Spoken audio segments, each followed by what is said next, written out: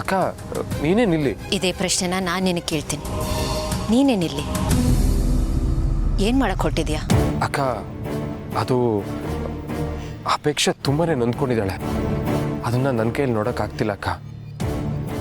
ಅದಕ್ಕೆ ಅಪ್ಪನಿಷ್ಟಕ್ಕೆ ವಿರುದ್ಧವಾಗಿ ಹೋಗ್ತಿದ್ಯಾ? ಅವ್ರ ನಿರ್ಧಾರನ ಧಿಕ್ಕರಿಸೋಷ್ಟು ದೊಡ್ಡನಾಗ್ಬಿಟ್ಟಿದ್ಯಾ ಜೀವ ನೀನು? ಅಪ್ಪ ಅಷ್ಟು ಹೇಳಿದ ಮೇಲೂ ನೀನು ಈ ಕೆಲಸ ಮಾಡ್ತಿದ್ಯಾ ಅಂದಮೇಲೆ ನಿನಗೇನು ಹೇಳ್ಬೇಕಂತಾನೆ ಗೊತ್ತಾಗ್ತಿಲ್ಲ ಜೀವ. ಅದು ಹಾಗಲ್ಲ ಅಕ್ಕ. ಅಪ್ಪಿ ಪಾರ್ಥನ ತುಂಬಾನೇ ಲವ್ ಮಾಡ್ತಿದ್ದಾಳೆ, ತುಂಬಾನೇ ಹಚ್ಕೊಂಡಿದ್ದಾಳೆ. ಅಪ್ಪ ಅಪ್ಪಿನ ಹಚ್ಕೊಂಡಿಲ್ವಾ ಜೀವ? ಅಪ್ಪಿ ಮತ್ತೆ ಪಾರ್ಥ ಅವ್ರ ಪ್ರೀತಿ ಮೊನ್ನೆ ಶುರುವಾಗಿದೆ. ಆದರೆ ಅಪ್ಪನ ಪ್ರೀತಿ ನಾವು ಅಮ್ಮನ ಗರ್ಭದಲ್ಲಿ ಇರೋವಾಗ್ಲಿಂದಾನೇ ಶುರುವಾಗಿದೆ. ಈಗ ಹೇಳು, ಆ ಪ್ರೀತಿ ದೊಡ್ಡದಾ ಈ ಪ್ರೀತಿ ದೊಡ್ಡದಾ? ನಾವು ಚಿಕ್ಕವರಿರ್ಬೇಕಾದ್ರೆ ನಮ್ಮನ್ನೆಲ್ಲ ಕೂರಿಸಿ ಕೈ ತುತ್ತು ಕೊಟ್ಟು ನಮಗೋಸ್ಕರ ಒಂದು ಸಣ್ಣ ಪ್ರಪಂಚನೇ ಸೃಷ್ಟಿ ಮಾಡಿರೋದಪ್ಪ. ಇಷ್ಟು ವರ್ಷ ಹೊಟ್ಟೆ ಬಟ್ಟಿ ಕಟ್ಟಿ ನಮ್ಮನ್ನ ಸಾಕಿ ಬೆಳೆಸಿದ್ದಾರೆ. ನಮ್ಮನ್ನ ಒಂದು ಹಂತಕ್ಕೆ ತಂದು ನಿಲ್ಲಿಸಿದ್ದಾರೆ. ನಾವೀಗ ಏನೇ ಆಗಿದ್ರು ಅದಕ್ಕೆ ಅವರೇ ಕಾರಣ ಜೀವ. ನಮಗೋಸ್ಕರ, ನಮ್ಮ ಭವಿಷ್ಯಕ್ಕೋಸ್ಕರ ಅವ್ರು ಮಾಡಿರೋ ತ್ಯಾಗದ ಲಿಸ್ಟು ತುಂಬ ದೊಡ್ಡದಿದೆ. ಅವ್ರಿಗೋಸ್ಕರ ನಾವು ಇಷ್ಟನ್ನು ತ್ಯಾಗ ಮಾಡೋಕ್ಕಾಗಲ್ವಾ? ಅಷ್ಟೊಂದು ಸ್ವಾರ್ಥಿಗಳಾಗೋಗ್ಬಿಟ್ವಾ ನಾವು? ಅಪ್ಪ ಅಮ್ಮನ ಪ್ರೀತಿ ಮುಂದೆ ಈ ಪ್ರೀತಿ ಏನೂ ಇಲ್ಲ ಜೀವ. ಆ ಪ್ರೀತಿಯಲ್ಲಿ ಕಾಳಜಿ ಇದೆ, ಜವಾಬ್ದಾರಿ ಇದೆ. ಈ ಪ್ರೀತಿಯಲ್ಲಿ ಏನಿದೆ? ವಯಸ್ಸಲ್ಲಾಗಿರೋ ಆಕರ್ಷಣೆ ಅಷ್ಟೇ. ಅದಕ್ಕೆ ಪ್ರೀತಿ ಪ್ರೇಮ ಅಂತ ಬಣ್ಣ ಬಣ್ಣದ ಹೆಸರು ಕೊಟ್ಟು ಅದಿಲ್ಲದೆ ಬದುಕಕ್ಕಾಗಲ್ಲ ಅನ್ನೋ ಮಟ್ಟಿಗೆ ನಾವು ಅದನ್ನ ತಲೆಗೇರಿಸ್ಕೋತೀವಿ. ಪ್ರೀತಿ ಅನ್ನೋದಷ್ಟೇ ಜೀವನ ಅಲ್ವಲ್ಲ. ಇದರ ಆಚೆ ಇನ್ನೂ ತುಂಬಾ ಇದೆ. ಅದನ್ನೆಲ್ಲ ನಾವು ಕನ್ಸಿಡರ್ ಮಾಡ್ಬೇಕಲ್ವಾ? ಅದನ್ನೆಲ್ಲನೂ ನಾವು ನೋಡ್ಕೋಬೇಕಲ್ವಾ? ನೋಡು, ಹಾಗಂತ ಪ್ರೀತಿ ಮಾಡೋದು ತಪ್ಪು ಅಂತ ನಾನು ಹೇಳ್ತಿಲ್ಲ. ನೀನು ಪ್ರೀತಿಸಿ ಮದುವೆ ಆಗಿದ್ಯಾ, ಆದ್ರೆ ನಿನ್ ಮದುವೆ ಹೇಗಾಗ್ಬೇಕಿತ್ತೋ ಹಾಗಾಗಿದೆ. 4 ಜನರ ಮಧ್ಯದಲ್ಲಿ ದೊಡ್ಡವರ ಆಶೀರ್ವಾದದಿಂದ ಯಾರಿಗೂ ನೋವು ಆಗದೆ ಇರೋ ಹಾಗೆ. ಆದ್ರೆ ಇವ್ರ ವಿಷಯದಲ್ಲಿ ಹಾಗಾಗ್ತಿಲ್ವಲ್ಲ? ಮತ್ತಿಂಥ ಕೆಲಸನ ಯಾಕೆ ಮಾಡಬೇಕು? ಯಾವ ಪುರುಷಾರ್ಥಕ್ಕೋಸ್ಕರ? ಈ ರೀತಿ ಮದುವೆ ಆಗಿ ಅವ್ರು ಏನ್ ತಾನೇ ಸಾಧಿಸ್ತಾರೆ? ಅವ್ರ ಪ್ರೀತಿಗೆ ಏನ್ ಬೆಲೆ ಇರುತ್ತೆ ಹೇಳು? ಜೀವ, ನಿನಗೆ ಅಪ್ಪಿ ನೋವು ಅಷ್ಟೇ ಕಾಣ್ತಿರೋದು. ಅಪ್ಪ ಸಂಕಟ, ಅಪ್ಪನ ನೋವು ನಿನಗೆ ಕಾಣಿಸ್ತಿಲ್ವಾ? ಮೊದಲೇ ಅವ್ರಿಗೆ ಆರೋಗ್ಯ ಸರಿಗಿಲ್ಲ.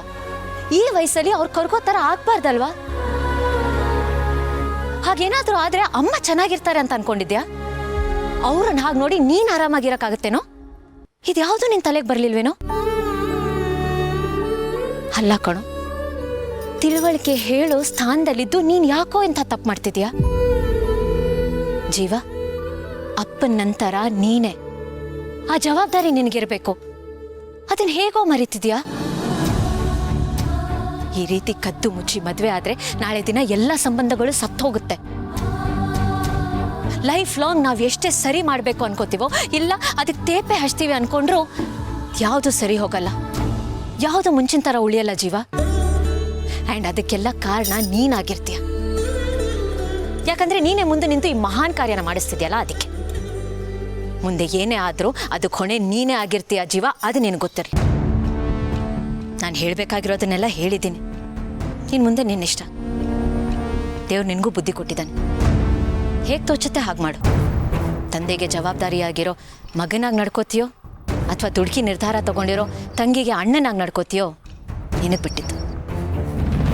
ಯಾವ್ದು ಜಾಸ್ತಿ ತೂಗುತ್ತೆ ಅನ್ನೋದು ನೀನು ಡಿಸೈಡ್ ಮಾಡು ಜೀವ. ನನಗೆ ನಿನ್ನ ಮೇಲೆ ನಂಬಿಕೆ ಇದೆ ಜೀವ. ನೀನು ಯಾವ ತಪ್ಪು ಹೆಜ್ಜೆ ತಗೊಳ್ಳಲ್ಲ ಅಂತ. ಅಪ್ಪನ ನೆಮ್ಮದಿ, ಆ ಮನೆ ಮರ್ಯಾದೆ ನಿನ್ನ ಕೈಯಲ್ಲಿ ಒಪ್ಪಿಸಿ ಹೋಗ್ತಿದ್ದೀನಿ. ಏನು ಮಾಡ್ತೀಯ ಅಂತ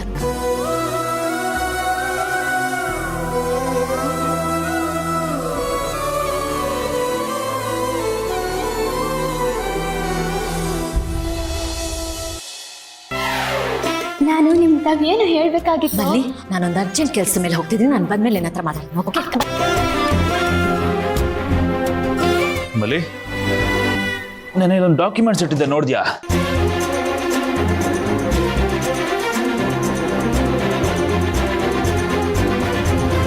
ಮಲಿ, ಯಾಕೆ ಏನಾಯ್ತು? ಸೈಲೆಂಟಾಗಿ ಏನೋ ಯೋಚನೆ ಮಾಡ್ಕೊಂಡು ಕೂತಿದ್ಯಾ? ಏನೂ ಇಲ್ಲ ರೀ. ಅದು ನಮ್ಮ ಮಗು ಮೊದಲನೇ ಸಲ ಕಾಲಲ್ಲಿ ಓದಿತ್ತು. ನನಗೆ ಹೆಂಗಾಗೋಯ್ತು ಅಂದರೆ ಮೈಯೆಲ್ಲ ಒಂದ್ಸಲ ರೋಮಾಂಚನ ಆದಂಗೆ ಆಗೋಯ್ತು. ಅದೇ ಖುಷಿನ ಅಕ್ಕನ್ ತಾವ್ ಹೇಳ್ಕೊಳ ಅಂತ ಹೋದ್ರೆ ಅಕ್ಕರು ಅರ್ಜೆಂಟ್ ಕೆಲಸ ಅಂತ ಒಂಟೆ ಹೋದ್ರು. ನಾನು ಹೇಳ್ಬೇಕಾಗಿದ್ದ ಮಾತು ನನ್ನ ತಾವಲೇ ಉಳ್ಕೊಂಡ್ಬಿಡ್ತವ್ರಿ. ಅದಕ್ಕೆ ಬೇಜಾರಾಗಿತ್ತು. ಹೌದಾ, ನಿನಗೆ ಹಾಗೆ ಮಾಡಿದ್ರ? ನನಗೆ ನಂಬಕ್ಕೆ ಆಗ್ತಿಲ್ಲ ಮಲ್ಲಿ. ಅಲ್ಲ, ಯಾಕೆ ಹೇಳ್ತಾ ಇದ್ದೀನಿ ಅಂದರೆ, ನೀನವ್ರಿಗೆ ಅಷ್ಟು ಕ್ಲೋಸ್ ಆಗಿದ್ದೆ, ಒಂಥರ ನೀನವ್ರಿಗೆ ಪಟ್ಟ ಶಿಷ್ಯ ಥರ ಇದ್ದೆ. ನಿನ್ನನ್ನೇ ಆ ಲೆವೆಲ್ಗೆ ನೆಗ್ಲೆಕ್ಟ್ ಮಾಡಿದ್ರು ಅಂದರೆ ಚೆ ಈ ಥರ ಆಗ್ಬಾರ್ದಿತ್ತು ಮಲ್ಲಿ. ಅವರವತ್ತು ನಿಮ್ಮ ಬಗ್ಗೆ ನನ್ನ ತಾವು ಹೇಳಕ್ಕೆ ಬಂದಾಗ ನಾನು ಸರಿಯಾಗಿ ಗಮನ ಇಟ್ಟು ಕೇಳಿಸ್ಕೊಂಡೇ ಇರಲಿಲ್ಲ. ಅದಕ್ಕೆ ಬೇಜಾರು ಮಾಡ್ಕೊಂಡವ್ರೆ ಅನ್ಸುತ್ತೆ. ಅವ್ರು ಯಾವತ್ತೂ ನನ್ನ ತವಿಗೆ ನಡ್ಕೊಂಡಿರಲಿಲ್ಲ ರೀ. ಅಲ್ಲಿಗೆ ಲೈಟಾಗಿ ಇಬ್ಬರ ಮಧ್ಯ ಕಿಡಿ ಹೊತ್ಕೊಂಡಿದೆ ಅಂತ ಆಯಿತು. ಇನ್ನು ನಮ್ಮ ಕೆಲಸ ಏನಿದ್ರು ಆ ಕಿಡಿಗೆ ಪೆಟ್ರೋಲ್ ಸುರಿದು ದೊಡ್ಡದಾಗಿ ಬೆಂಕಿ ಹಚ್ಚೋದು ಮಾಡ್ತೇನೆ. ಅಕ್ಕರಿಗೆ ಮಾಡ್ತಾರೆ ಅಂತ ನಾನು ಅನ್ಕೊಂಡೇ ಇರಲಿಲ್ಲ ರೀ. ನಂಗೆ ಇಷ್ಟೊಂದು ಬೇಸರ ಯಾವತ್ತೂ ಆಗಿರಲಿಲ್ಲ. ಅದಕ್ಕೆ ಹೇಳೋದು ಮಲ್ಲಿ, ರುಚಿಯಾಗಿದೆ ಸಿಹಿಯಾಗಿದೆ ಅಂತ ಸ್ವೀಟನ್ನ ಜಾಸ್ತಿ ತಿನ್ನಕ್ಕೆ ಹೋಗ್ಬಾರ್ದು. ತಿಂದರೆ ಹೊಟ್ಟೆ ಕೆಡುತ್ತೆ. ಐ ಮೀನ್ ಅದಕ್ಕೆ ತುಂಬಾ ಒಳ್ಳೆಯವರು ಮಲ್ಲಿ. ಆದರೆ ಕೆಲವೊಂದು ಸಲ, ಬರೀ ಕೆಲವು ಸರಿ ಮಾತ್ರ ತೀರಾ ಹಚ್ಕೊಂಡಿದ್ರು ತಲೆ ಕೆಡಿಸ್ಕೊಳ್ಳಲ್ಲ ಅವರು. ನೆಗ್ಲೆಕ್ಟ್ ಮಾಡೋದು, ಅವ್ರನ್ನ ಲೈಟಾಗಿ ತೊಗೊಳ್ಳೋದು, ಕೇರ್ಲೆಸ್ ಮಾಡೋದು, ಈ ಥರ ಮಾಡ್ತಿರ್ತಾರೆ. ಇದು ಕೆಲವು ಸತಿ ನನ್ನ ಗಮನಕ್ಕೆ ಬಂದಿದೆ. ಆದರೆ ಬಟ್ ಏನು ಮಾಡೋದು, ಎಷ್ಟೇ ಆಗಲಿ ಅದಕ್ಕೆ ಅಲ್ವ ಸಂಬಂಧ.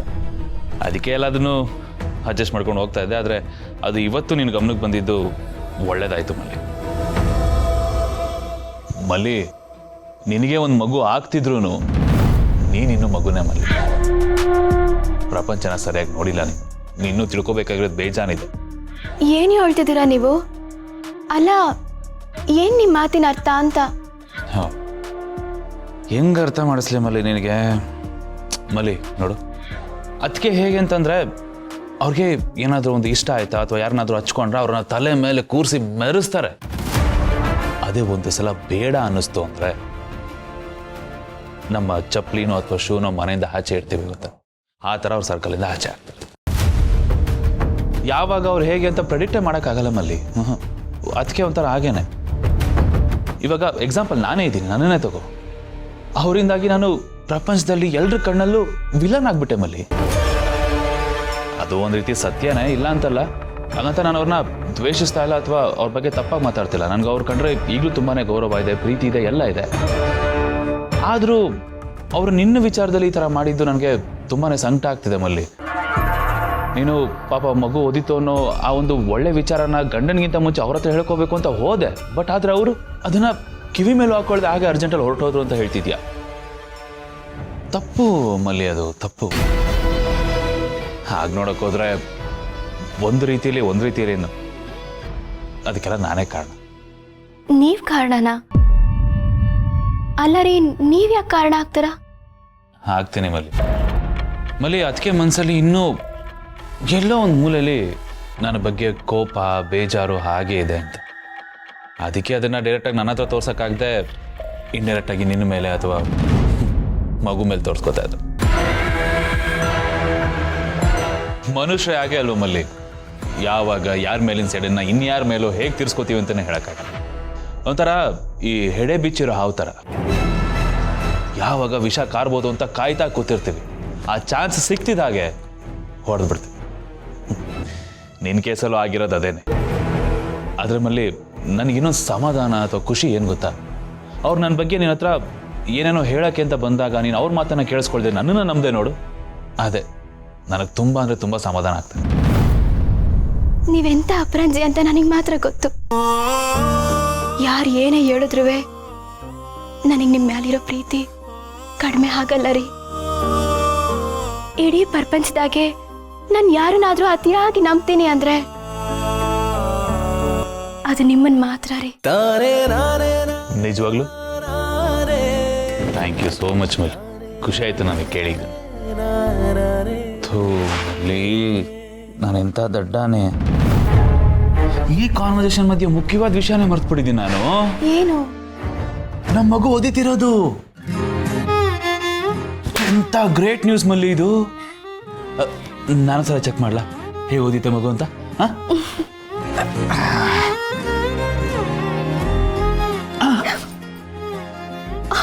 ಮತ್ತೆ ಓದಿತ್ತು. ಏನೇ ಮಲ್ಲಿ ಓದಿತೆ ಮಗು? ಓದಿಯೋ ಫೋರ್ಸ್ ನೋಡಿದ್ರೆ ಮಲ್ಲಿ ನಮ್ಮ ಮಗು ದೊಡ್ಡವನಾದ್ಮೇಲೆ ಪಕ್ಕ ದೊಡ್ಡ ಫುಟ್ಬಾಲ್ ಪ್ಲೇಯರ್. ಇನ್ನೊಂದ್ಸರಿ ಚೆಕ್ ಮಾಡಲ್ಲ?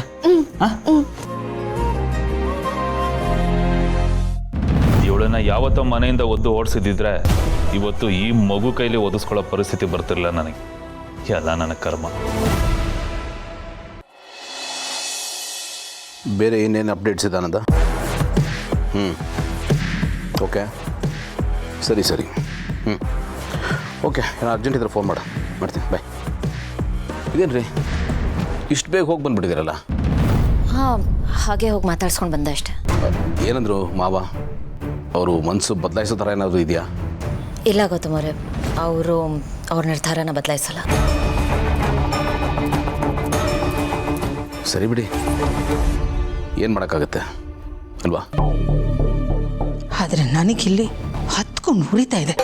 ಕೊನೆಗೂ ಪಾರ್ಥನ ವಿಷಯದಲ್ಲಿ ಅವಳು ಅಂದ್ಕೊಂಡ ಹಾಗೆ ಆಯಿತು. ನನ್ನ ಪ್ಲ್ಯಾನ್ ಎಲ್ಲ ಫ್ಲಾಪ್ ಆಯಿತು. ಬನ್ನಿ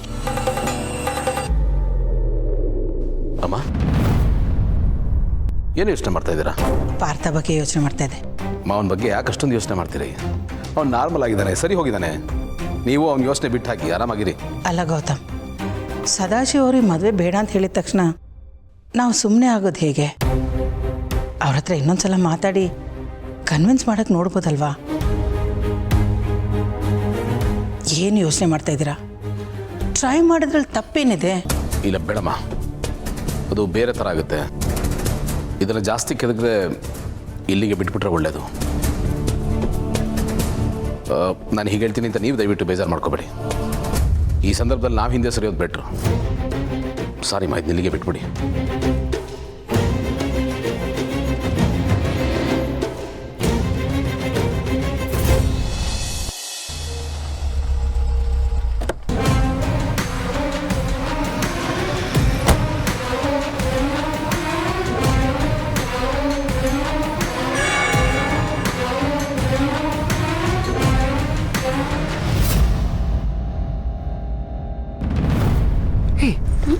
ಅಲ್ಲೇ ಬನ್ನಿ ಅಣ್ಣ, ಏನ್ ಯೋಚನೆ ಮಾಡ್ತಾ ಇದೀಯಾ? ಭಾವ, ಹಾರ ತಂದಿಲ್ಲ ಅಂತ ತಲೆಗೆಡ್ಸ್ಕೊತಾ ಇದ್ದೀರಾ?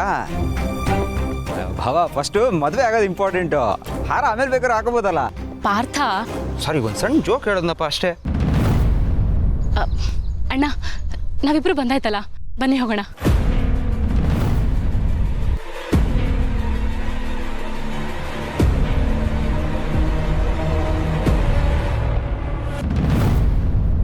ಇಲ್ಲ ಅಪ್ಪಿ, ನನ್ನ ನಿರ್ಧಾರನ ನಾನು ಚೇಂಜ್ ಮಾಡಿದ್ದೀನಿ. ಈ ಮದುವೆ ಈ ರೀತಿ ನಡಿಬಾರ್ದು. ಇದಕ್ಕೆ ನನ್ನ ಮನಸ್ಸು ಒಪ್ತಾ ಇಲ್ಲ. ಇದೇನಣ್ಣ ಲಾಸ್ಟ್ ಮೂಮೆಂಟಲ್ಲಿ ಹೇಗೆ ಹೇಳ್ತಾ ಇದೆಯಾ? ಹಾಂ ಅಪ್ಪಿ, ಲಾಸ್ಟ್ ಮೂಮೆಂಟ್ ತನಕನೂ ನಾನೇನು ತಪ್ಪು ಮಾಡ್ತಾ ಇದ್ದೀನಿ, ಇದ್ರ ಮುಂದಿನ ಪರಿಣಾಮ ಯಾವ ರೀತಿ ಇರುತ್ತೆ ಅಂತ ನಂಗೆ ಗೊತ್ತೇ ಇರಲಿಲ್ಲ. ಆದ್ರೆ ನನಗೆ ಈಗ ರಿಯಲೈಸ್ ಆಗಿದೆ. ಅದಕ್ಕೆ ನಾನು ಇದರಿಂದ ಬ್ಯಾಕ್ಔಟ್ ಆಗ್ತಿದ್ದೀನಿ. ಯಾವುದೇ ಕಾರಣಕ್ಕೂ ಈ ಮದುವೆ ನಡಿಬಾರ್ದು ಅಪ್ಪಿ. ಇದರಿಂದ ಯಾರಿಗೂ ಒಳ್ಳೇದಾಗಲ್ಲ, ಯಾರೂ ನೆಮ್ಮದಿಯಾಗಿರಲ್ಲ. ಈ ಮದುವೆ ನಿಮ್ಮಿಬ್ರನ್ನೂ ಹತ್ರ ಮಾಡುತ್ತೆ, ಆದರೆ ಸುತ್ತಮುತ್ತ ಇರೋರೆಲ್ಲರನ್ನೂ ದೂರ ಮಾಡುತ್ತೆ. ಇದು ನನಗೀಗ ಅರ್ಥ ಆಗಿದೆ. ನೀವು ಅರ್ಥ ಮಾಡ್ಕೊಳ್ಳಿ. ಇದನ್ನ ಇಲ್ಲಿಗೆ ಬಿಟ್ಬಿಡಿ. ಅಪ್ಪಿ ಬಾ, ಮನೆಗೆ ಹೋಗೋಣ. ಅಣ್ಣ, ಏನ್ ಹೇಳ್ತಿದ್ಯಾ ಅಣ್ಣ ನೀನು? ನಮ್ಮಿಬ್ರಿಗೂ ಸಪೋರ್ಟ್ ಮಾಡ್ತೀನಿ ಅಂತ ಹೇಳಿ ಕೊನೆಗೆ ನೀನು ಈ ರೀತಿ ಮಾಡ್ತಿದ್ಯಲ್ಲ. ಆದ್ರೆ ನೀನ್ ಈ ರೀತಿ ಮಾಡ್ತೀಯ ಅಂತ ನನಗೆ ಗೊತ್ತಿರ್ಲಿಲ್ಲ.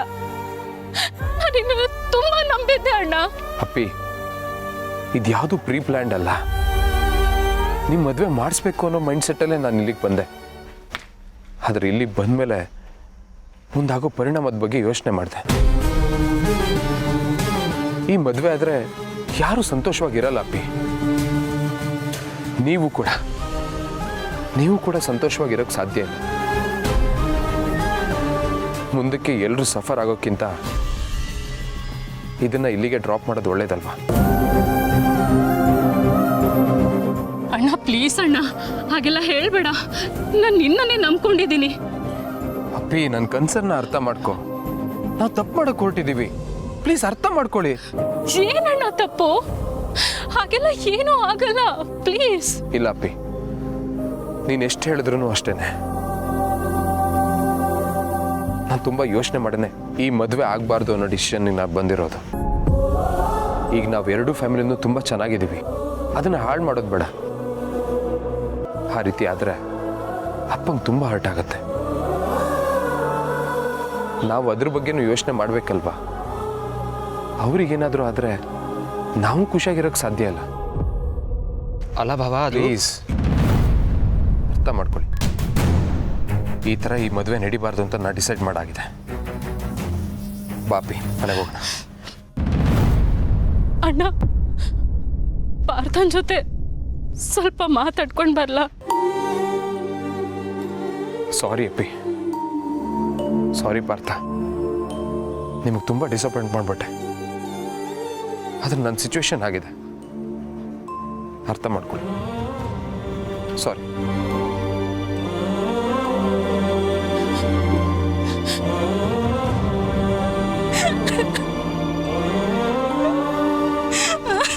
ಅಪೇಕ್ಷಾ, ಪ್ಲೀಸ್ ನೋಡಿ, ಪ್ಲೀಸ್ ಸಮಾಧಾನ ಮಾಡ್ಕೊಳ್ಳಿ.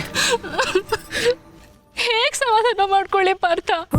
ನಮಗ ಅಕ್ಕನೂ ಸಪೋರ್ಟ್ ಮಾಡ್ಲಿಲ್ಲ, ಈಗ ಅಣ್ಣನೂ ಹೊರಟೋದ. ನಮ್ ಪ್ರೀತಿಗೆ ಇಲ್ಲಿ ಯಾರೂ ಸಪೋರ್ಟ್ ಮಾಡಲ್ಲ. ನಾವೇನ್ ಮಾಡೋದೀಗ? ನೋಡಿ, ನೀವು ಹೋಪ್ಸ್ ಕಳ್ಕೊಬೇಡಿ, ನಾನು ಏನಾದರೂ ಒಂದು ಮಾಡ್ತೀನಿ.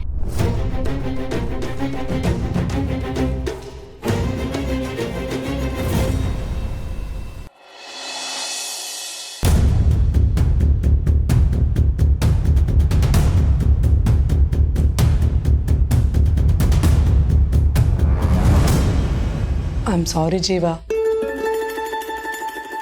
ಆ್ಯಕ್ಚುಲಿ ಅಪೇಕ್ಷಾ ಮತ್ತು ಪಾರ್ಥಣ್ಣನ ಮದುವೆ ಮಾಡೋ ಯೋಚನೆಯಲ್ಲಿದೆಯಾ ಅಂತ ನಾನೇ ಭೂಮಿಕಾತ್ಗೆ ಕಾಲ್ ಮಾಡಿ ಹೇಳಿದ್ದು.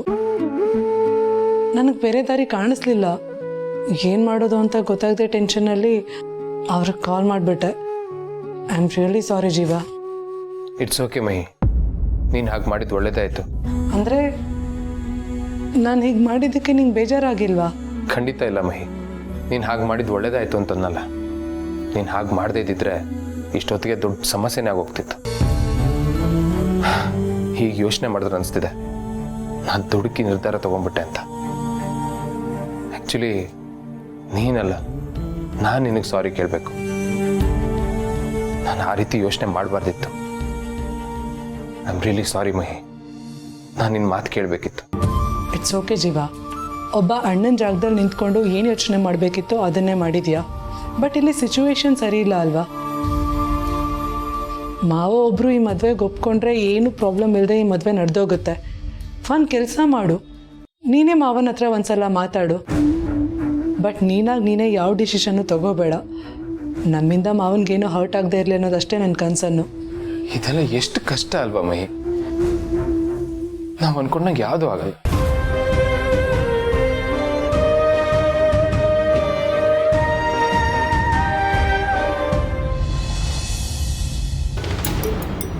ಸಿಸ್ಟರ್, ಟೆನ್ಷನ್ ಮಾಡ್ಕೋಬೇಡ. ಜೀವನ ಒಂಥರ ಶೇರ್ ಮಾರ್ಕೆಟ್ ಇದ್ದಂಗೆ, ಒಂದ್ಸರ್ತಿ ಏರುತ್ತೆ ಮತ್ತು ಸುಯ್ಯಿಂದ ಇಳಿಯುತ್ತೆ. ಅದಕ್ಕೆ ಯಾವತ್ತೂ ತಲೆ ಕೆಡಿಸ್ಕೋಬಾರ್ದು. ನಾವು ಕಾಲಕ್ಕೆ ಏನು ಮಾಡಬೇಕು ಅಂತಿದ್ದೀವಲ್ಲ ಅದನ್ನು ಮಾಡ್ಕೋತ ಹೋಗ್ತಾ ಇರ್ಬೇಕಷ್ಟೇ. ಒಂದಲ್ಲ ಒಂದು ದಿನ ನಮ್ಮ ಇನ್ವೆಸ್ಟ್ಮೆಂಟ್, ಐ ಮೀನ್ ನಮ್ಮ ಕೆಲಸಕ್ಕೆ ತಕ್ಕ ಪ್ರತಿಫಲ ಸಿಕ್ಕೇ ಸಿಗುತ್ತೆ ಸಿಸ್ಟರ್. ತಲೆ ಕೆಡಿಸ್ಕೋಬೇಡ. ಪಾರ್ಥ ಫೋನ್ ಮಾಡ್ತಾ ಇದ್ದಾನೆ. ಹೇಳು ಪಾರ್ಥ. ಮಾಮ್, ನಿನ್ನ ಹತ್ರ ಒಂದು ಮುಖ್ಯವಾದ ವಿಷಯ ಹೇಳಬೇಕು. ಮುಖ್ಯವಾದ ವಿಷಯನಾ? ಏನು? ನಾನು ಅಪೇಕ್ಷಾ ರಿಜಿಸ್ಟರ್ ಮ್ಯಾರೇಜ್ ಆಗಬೇಕು ಅಂತ ಬಂದಿದ್ದೀವಿ. ಆದರೆ ಏನಾಯಿತು ಅಂದರೆ... ಅಣ್ಣ, ನಾವಿಬ್ರು ಬಂದಾಯ್ತಲ್ಲ, ಬನ್ನಿ ಹೋಗೋಣ. ಇಲ್ಲ ಅಪ್ಪಿ, ನನ್ನ ನಿರ್ಧಾರ ನಾನು ಚೇಂಜ್ ಮಾಡಿದ್ದೀನಿ. ಈ ಮದುವೆ ಈ ರೀತಿ ನಡಿಬಾರ್ದು. ಇದಕ್ಕೆ ನನ್ನ ಮನಸ್ಸು ಒಪ್ತಾ ಇಲ್ಲ. ಸಾರಿ ಮಾಮ್, ವಿಷಯ ಎಲ್ರಿಗೂ ಗೊತ್ತಾದರೆ ಯಾರೂ ನಮಗೆ ಮದುವೆ ಆಗೋದಕ್ಕೆ ಬಿಡೋಲ್ಲ ಅಂತ ನಾವು ಕದ್ದು ಮುಚ್ಚಿ ಮದುವೆ ಆಗಬೇಕು ಅಂತ ಬಂದ್ವಿ. ಅದು ಯಾಕೋ ಗೊತ್ತಿಲ್ಲ, ಜೀವ ಭಾವ ಸಡನ್ನಾಗಿ ಅವ್ರ ಮೈಂಡ್ ಚೇಂಜ್ ಮಾಡ್ಕೊಂಡು ಹೊಟ್ಟೋದ್ರು ಮಾಮ್. ನನಗಿವಾಗ ಏನು ಮಾಡಬೇಕು ಅಂತಲೇ ಗೊತ್ತಾಗ್ತಾ ಇಲ್ಲ. ಅದಕ್ಕೆ ಅಟ್ಲೀಸ್ಟ್ ನಿಂಗಾದರೂ ಫೋನ್ ಮಾಡಿದ್ರೆ ನೀನೇನಾದರೂ ಅಡ್ವೈಸ್ ಕೊಡ್ತೀಯ ಅಂತ ಫೋನ್ ಮಾಡಿದೆ ಮಾಮ್.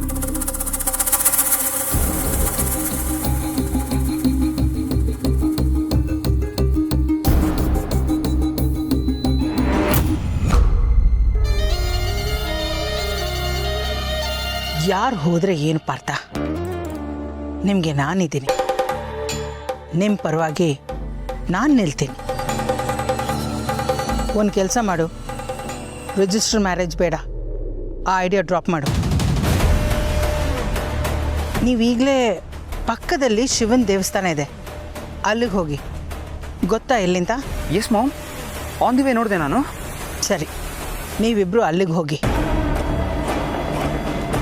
ಅಲ್ಲಿರೋ ಅರ್ಚಕರು ನಮಗೆ ತುಂಬ ಬೇಕಾದವರು. ನಾನು ಅವ್ರಿಗೆ ಫೋನ್ ಮಾಡಿ ಎಲ್ಲ ಹೇಳ್ತೀನಿ, ಅವರೆಲ್ಲ ವ್ಯವಸ್ಥೆ ಮಾಡ್ತಾರೆ. ನಿಮ್ಮ ಮದುವೆ ಇವತ್ತು ನಡೆಯತ್ತೆ.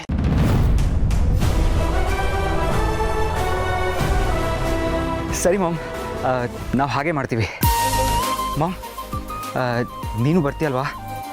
ನಮಗೆ ನಿನ್ನ ಆಶೀರ್ವಾದ ಬೇಕು ಮಾಮ್. ಇಲ್ಲ ಪಾರ್ಥ, ಈಗ ನಾನು ಅಲ್ಲಿ ಬರೋ ಸಿಚುವೇಶನಲ್ಲಿಲ್ಲ. ನಿಮ್ಮ ಅಣ್ಣ ಬೇರೆ ಮನೆಯಲ್ಲೇ ಇದ್ದಾನೆ.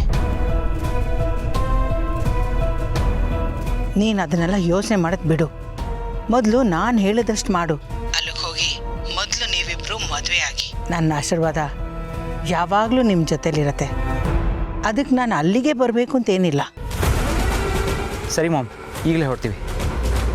ಏನಂತೆ ಪಾರ್ಥ? ನಡೀರಿ, ಹೇಳ್ತೀನಿ. ಏನ್ ಸಿಸ್ಟರ್ ಇದು ಮಾಸ್ಟರ್ ಸ್ಟ್ರೋಕು?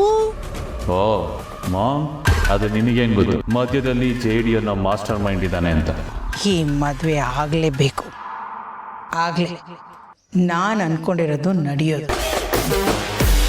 ಓಹೋ, ಅಪೇಕ್ಷಾ ಪಾರ್ಥನ ಒಂದು ಮಾಡಕ್ಕೆ ಟ್ರೈ ಮಾಡ್ತಾ ಇದೆಯಾ ಮಾಮ್? ನೋಡ್ತೀನಿ, ಅದೇ ಅವರಿಬ್ರು ಮದುವೆ ನಡೆಯುತ್ತೋ ನಾನು ನೋಡೇ ಬಿಡ್ತೀನಿ.